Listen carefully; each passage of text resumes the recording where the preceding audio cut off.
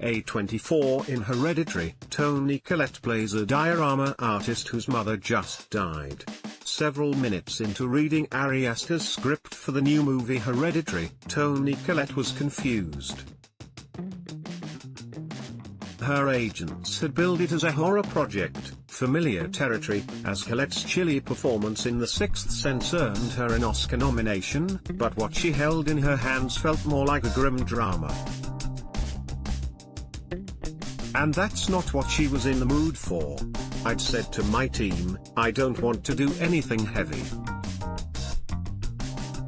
I just want to do some comedies for a while, Collette said earlier this week. And then they sent me this, and they said, I know what you said, but please just take a look at it. When we first meet Colette's hereditary character, a diorama artist named Annie Graham, she is delivering her mother's eulogy, an introduction laced with dread. Her mother was a difficult woman with private rituals, Annie laments. Something about her departure isn't typical. Back home, the trappings of a grieving family saga unfold. Annie's wide-eyed, 13-year-old daughter Charlie, Millie Shapiro, from Broadway's Matilda, asks the kind of questions any kid wonders about death.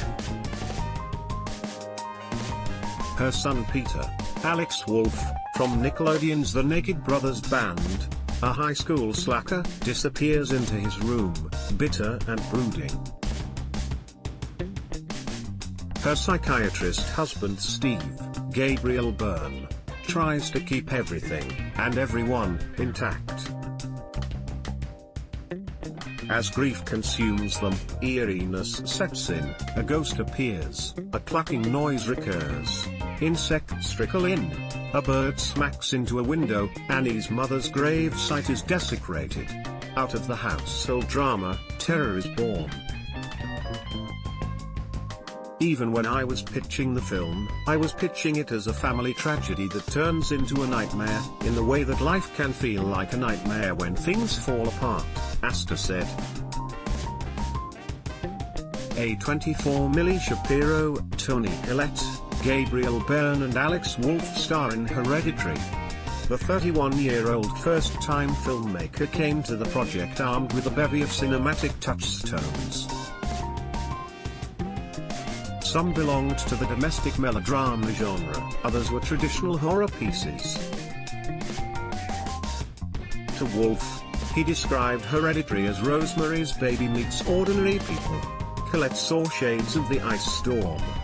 For his crew, Aster screened Don't Look Now and referenced Janet Leigh's demise in Psycho, and the whole time, he now realizes, Aster was channeling psychodramas like In the Bedroom, Cries and Whispers and the naturalistic catalogue of his favorite director, Mike Leigh, All or Nothing, Secrets and Lies. Collette couldn't say no.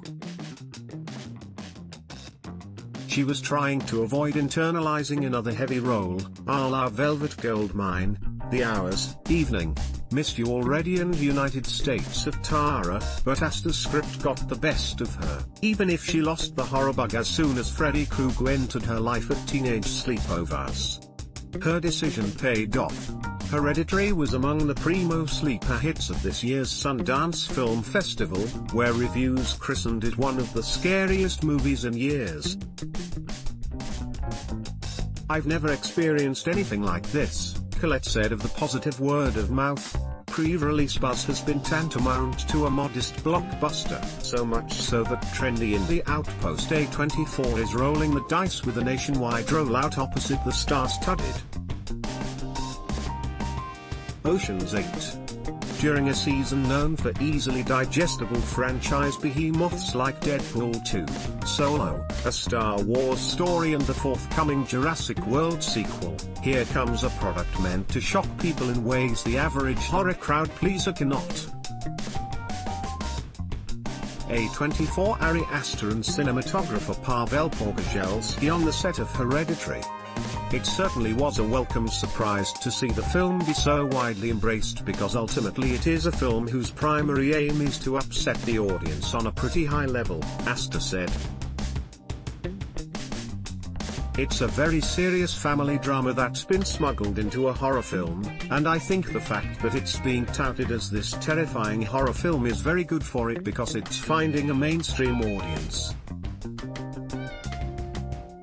If it weren't a horror film, then you just have an extremely bleak, hopeless drama, and who's going to go see that? The ghost that appears in Annie's home is something of a red herring, but that's not to say the terror grows any less palpable after the apparition vanishes. Hereditary builds towards something very sinister indeed. The frights escalate in tandem with the Graham's spiral. As the clan tries to recover, they wind up encountering another loss.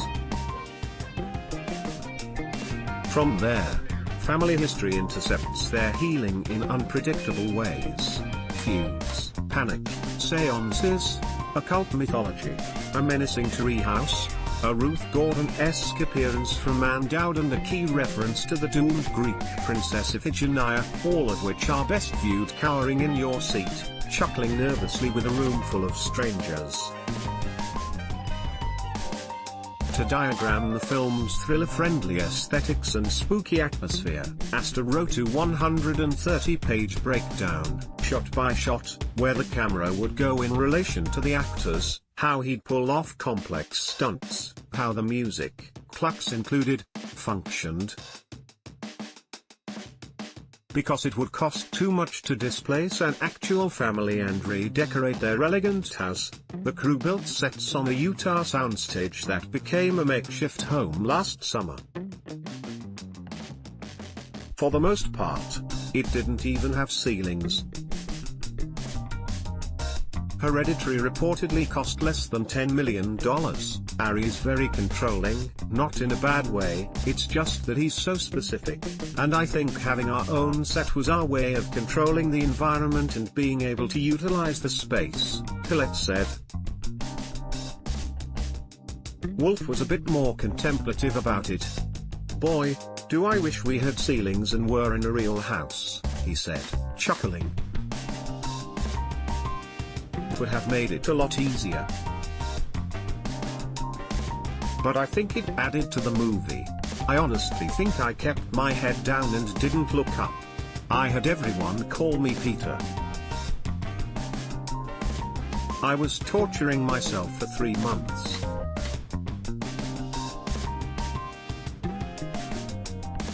I learned really great lesson making. Jumanji, Welcome to the Jungle, where I was sitting there and director Jake Kasdan was like, okay, so now your hands dissolve and you fly into the TV screen and you scream. I was thinking, how do I do that? And then I was like, fuck it, I'm flying into the TV screen.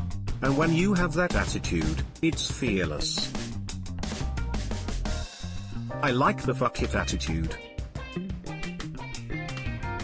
Just do it.